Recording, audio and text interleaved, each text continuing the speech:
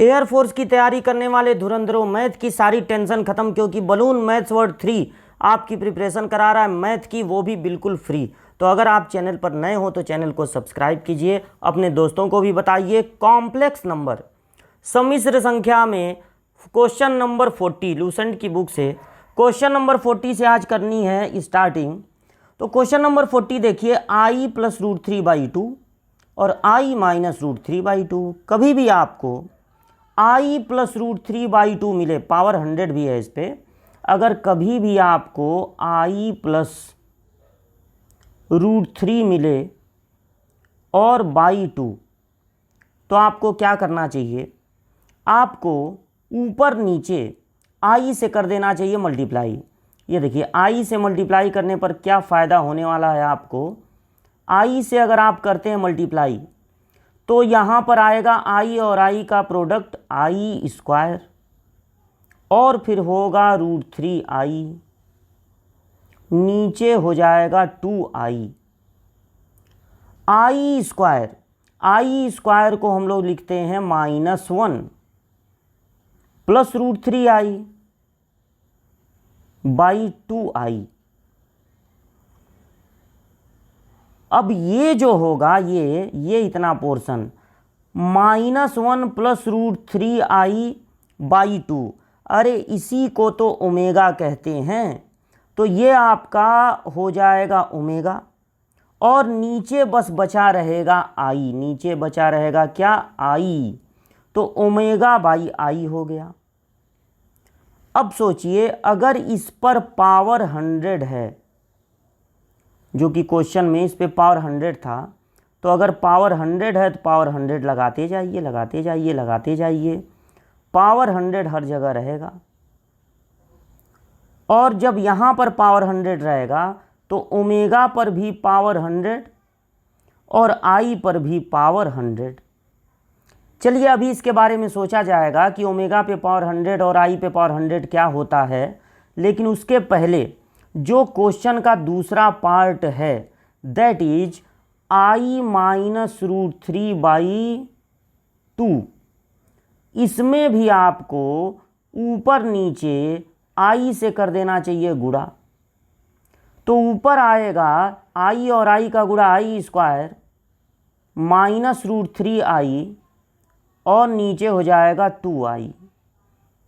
अब ऊपर वाले i स्क्वायर की जगह आप लिख लीजिए -1 माइनस रूट 3i बाई है 2i।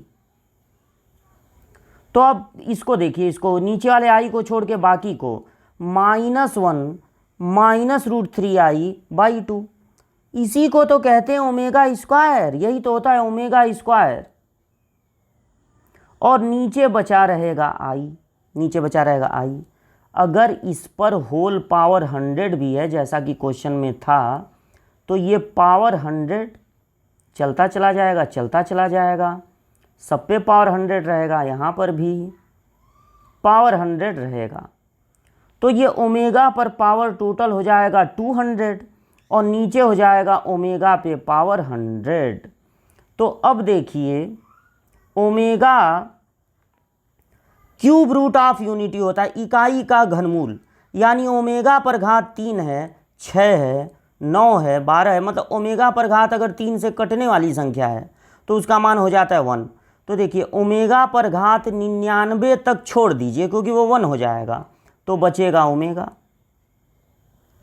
और आप जानते हैं, अगर i आयोटा पे घात हो 4 से कटने वाली संख्या तो उसका मान हो जाता है 1। और प्लस ये देखिए, ओमेगा पर घात 198, 200 के पहले क्या आएगा 199, और उसके पहले क्या आएगा 198। तो 198 की क्या खासियत है, 198 3 से कट जाता है, तो ओमेगा पर घात 198, यानी 198 तक छोड़ दीजिए, तो बचेगा ओमेगा स्क्वायर, और नीचे क्या रहेगा i पे पावर 100 यानी 1, तो सिर्फ बचा omega plus omega square, omega plus omega square.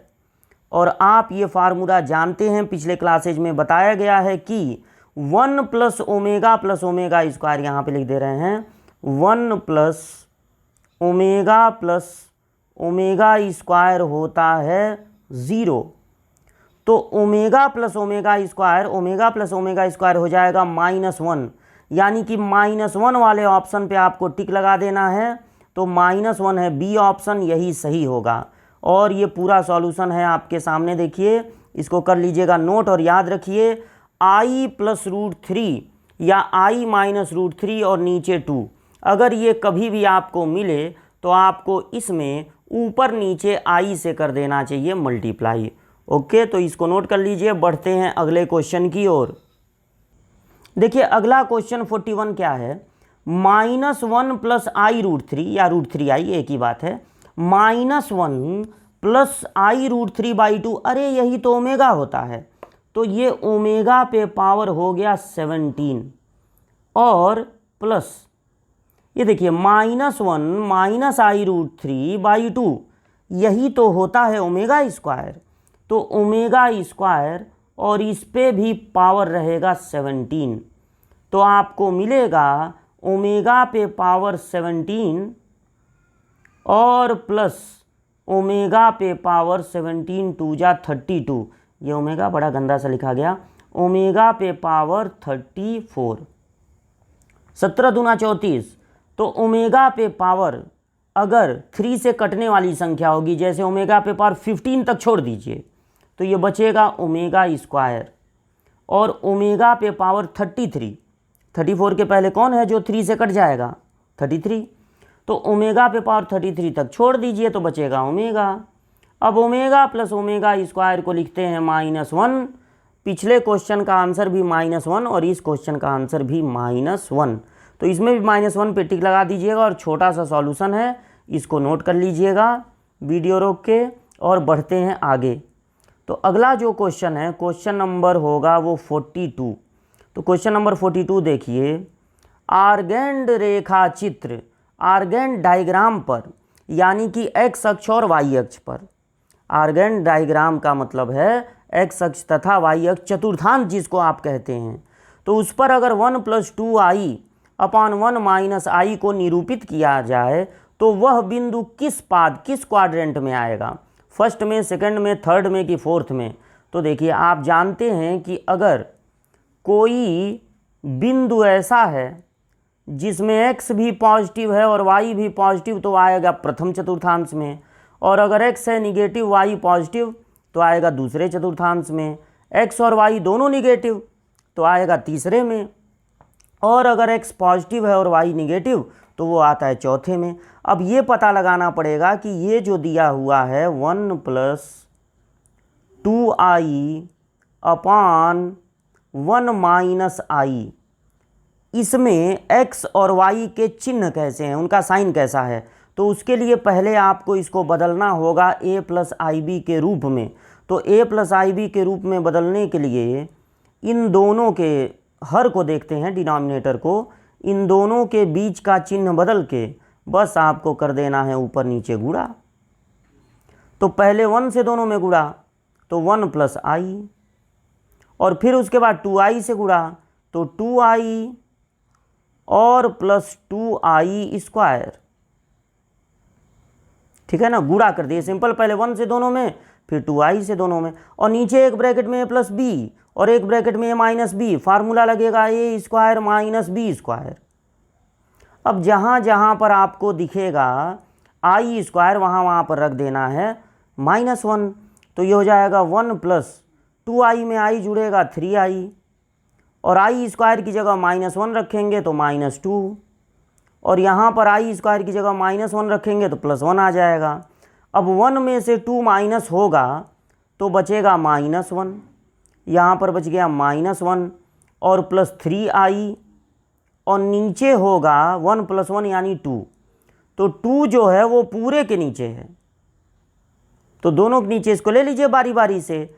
अब आप यहाँ पर पाएंगे कि x दिखाई दे रहा है निगेटिव, जिसमें i नहीं है वो x है, तो x दिखाई दे रहा है निगेटिव, और i वाला पार्ट जो काल्पनिक पार्ट है जो y का मान होता है वो दिख रहा है पॉजिटिव। तो x अगर निगेटिव है और y पॉजिटिव है तो किस चतुर्थांश में ये बिंदु पाया जाएगा, ये पाया जाएगा सेकंड क्वाड्रेंट में। तो सेकंड क्वाड्रेंट पे आपको लगा देना है टिक और वीडियो रोक के इसको कर लीजिएगा नोट। बढ़ते हैं आगे। क्वेश्चन नंबर 43, 1 + i√3, थोड़ा सा गड़बड़ है, ये होना चाहिए -1, 1 जरूर माइनस में होना चाहिए, तब ओमेगा की झलक इसमें मिलेगी। तो 1 + i√3 अपॉन 1 - i√3 पे होल पावर अगर n है और ये एक पूर्णांक हो, इंटीजर 2 हो, 4 हो, -2 हो, -4 हो, लेकिन जो है दशमलव इत्यादि में ना हो, मतलब पूर्णांक हो, तो n का मान निम्नलिखित में से किसके बराबर होगा? तो अगर आपके पास है 1 + i√3, 1 + i√3 और नीचे है 1 - i√3, तो आप सबसे पहला काम ये करें कि 1 को माइनस बना दें, क्योंकि ओमेगा और ओमेगा स्क्वायर दोनों में 1 माइनस में होता है। तो ऊपर नीचे -1 से पहले कर दिया जाए मल्टीप्लाई, -1 से मल्टीप्लाई कर दीजिए तो आएगा -1 - i√3, दोनों माइनस में हो जाएंगे, और -1 + i√3। ठीक है, अब आप दोनों को 2 से डिवाइड कर दीजिए, अंश और हर दोनों को 2 से डिवाइड करेंगे तो -1 + √3i/2 ये ओमेगा हो जाएगा, और -1 - √3i/2 ये ओमेगा स्क्वायर हो जाएगा। तो ऊपर बड़े आराम से आपको मिल जाएगा ओमेगा स्क्वायर और नीचे आपको मिल जाएगा ओमेगा। अब क्या है, ओमेगा ओमेगा स्क्वायर कैंसिल होकर ऊपर बच जाएगा, मतलब एक ओमेगा कट जाएगा, एक ओमेगा बच जाएगा। अब इस पे अगर पावर n दिया हुआ है तो आप पावर n लगाते चले जाइए, क्वेश्चन में पावर n दिया हुआ है तो पावर n लगाते चले जाइए, लगाते चले जाइए, तो लास्ट में भी रहेगा पावर n। अब देखिए ओमेगा होता है क्यूब रूट ऑफ यूनिटी, इकाई का घनमूल, तो ओमेगा पर घात अगर 3 रहेगा तो इसका मान हो जाएगा 1, यानी 1 एक हो जाएगा पूर्णांक। तो कम से कम n का जो मिनिमम मान है वो कितना होना चाहिए? 3। जब n का मान 3 होगा तो ओमेगा पर घात 3 हो जाएगा, और ओमेगा पर घात 3 का मान होता है 1। तो जो 3 वाला विकल्प है, यानी कि विकल्प नंबर सी, ये सही है, इस पर लगा दीजिएगा टिक। और ये पूरा सॉल्यूशन कर दे रहे हैं आपके सामने, वीडियो रोक के इसको कर लीजिएगा नोट और हम लोग बढ़ते हैं आगे। क्वेश्चन नंबर 44, बड़ा ही आसान सा क्वेश्चन है। 1/3 + i का रियल पार्ट और इमेजिनरी पार्ट पूछा जा रहा है। जब आपको कोई ऐसा कॉम्प्लेक्स नंबर दिया जाएगा जिसमें अपान में आपको i दिख रहा होगा, तो सबसे पहला काम ये करना है कि दोनों के बीच का चिन्ह बदल के ऊपर नीचे गुणा कर देना है। तो ऊपर नीचे गुणा कर दीजिए 3 - i से, तो ऊपर हो गया 3 - i और नीचे एक ब्रैकेट में a + b और एक ब्रैकेट में a - b होगा a² - b²। तो ऊपर हो गया 3 - i और i² की जगह पर जब आप -1 लिखेंगे तो ये माइनस माइनस मिल के हो जाएगा प्लस। तो 3 + i के नीचे आपको मिल रहा है 10, तो ये 10 3 के नीचे 9 और 1 मिलके हो गया 10, ये 10 3 के नीचे भी रहेगा और -i के नीचे भी। तो अगर आपसे पूछा जाए इसका वास्तविक भाग तो आप बताएंगे 3/10, और अगर पूछा जाए काल्पनिक भाग तो -1/10। तो 3/10 और -1/10 यही होगा रियल पार्ट और इमेजिनरी पार्ट, यानी वास्तविक भाग और काल्पनिक भाग। तो छोटा सा सॉल्यूशन है, वीडियो रोक के इसको कर लीजिएगा नोट। हम लोग बढ़ा जाए आगे और देखा जाए क्वेश्चन नंबर 45। तो क्वेश्चन नंबर 45 है कि अगर x बराबर है 3 + 2i तो x पे पावर 4 - 4x³ + 4x² + 8x + 39 इसका मान कितना होगा? अब देखिए ये थोड़ा सा लंबा क्वेश्चन है। यहाँ पर x इक्वल दिया है 3 + 2i और यहाँ x पे पावर 4 है, तो इसको लगाना कैसे है? x इक्वल 3 + 2i जो दिया है, x इक्वल 3 + 2i इसको आप ले लीजिए और इसको लेने के बाद रियल पार्ट को एक तरफ कर दीजिए, रियल पार्ट को एक तरफ, यानी कि x के पास भेज दीजिए 3 को, और ये जो काल्पनिक वाला भाग है इमेजिनरी पार्ट इसको एक तरफ। अब फिर दोनों तरफ का वर्क कर दीजिए। इसके बाद आपको क्या करना है, दोनों तरफ का वर्क करके देख लीजिए कि एक्स स्क्वायर से संबंधित चीज़ क्या मिल रही है। आपको दिया गया एक्स पे पावर 4, तो पहले आप वर्क कीजिए। तो जब वर्क करेंगे तो यहाँ पर हो जाएगा a square, a minus b का होल स्क्वायर लगेगा, plus b square minus 2ab, और यहाँ पर हो जाएगा 4i स्क्वायर। तो आई स्क्वायर का मान -1 रखेंगे तो x square plus 9 minus 6x equal to, i square की जगह जब -1 रखेंगे तो ये हो जाएगा -4।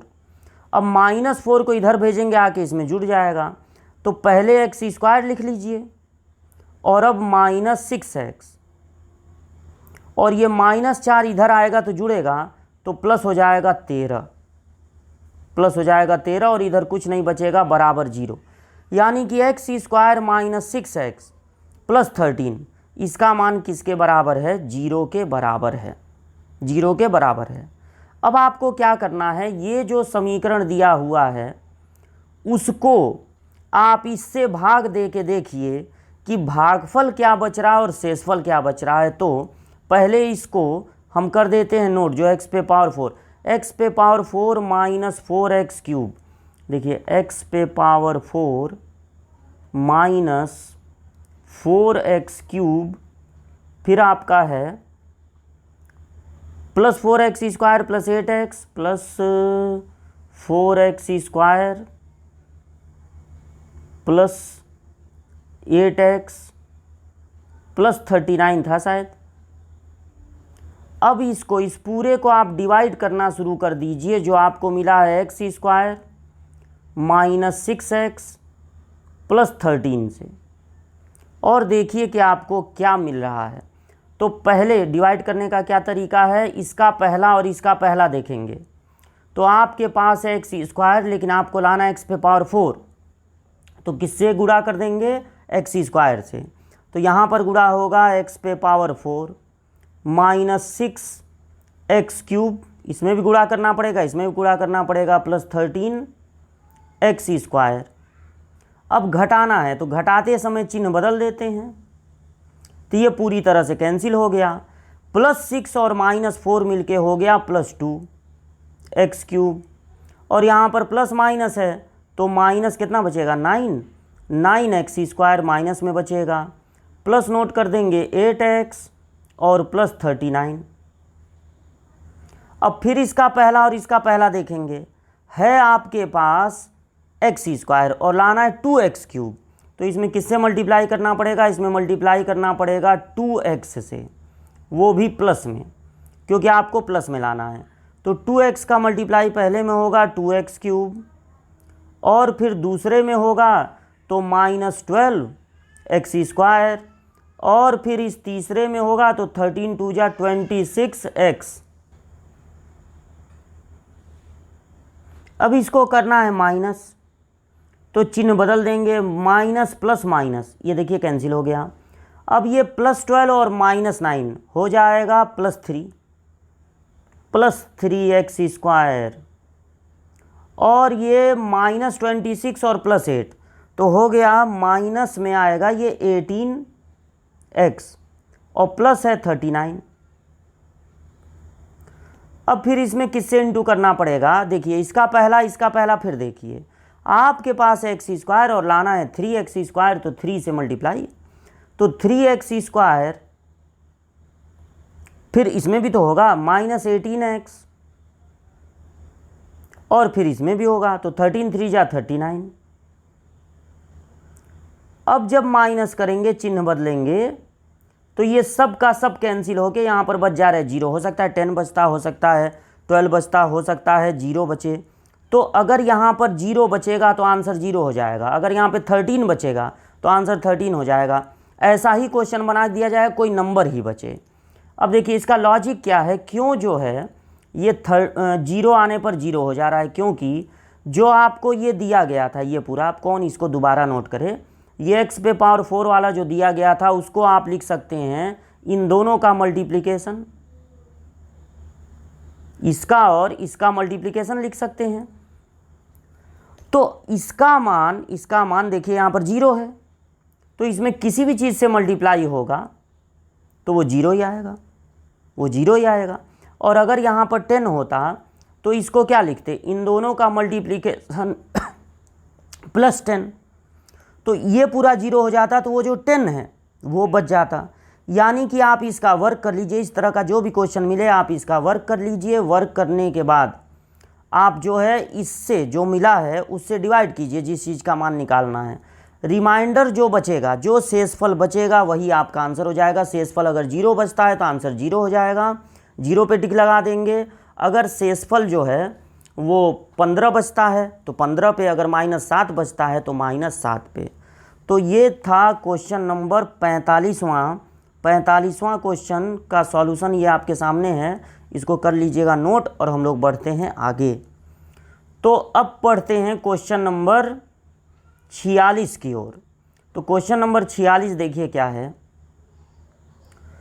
आर्गेंड रेखा चित्र में, मतलब कि चतुर्थांश में x अक्ष और y अक्ष पर सम्मिश्र राशि, एक सम्मिश्र राशि है z। तो z का बिंदुपथ ज्ञात करना है, z का बिंदुपथ। अभी आपको हम रेखा, वृत्त, परवलय, दीर्घवृत्त ये सब अभी नहीं पढ़ाए हैं, लेकिन फिर भी चैप्टर बाद में आता है, एक आध क्वेश्चन पहले आ जाते हैं, उससे घबराना नहीं चाहिए।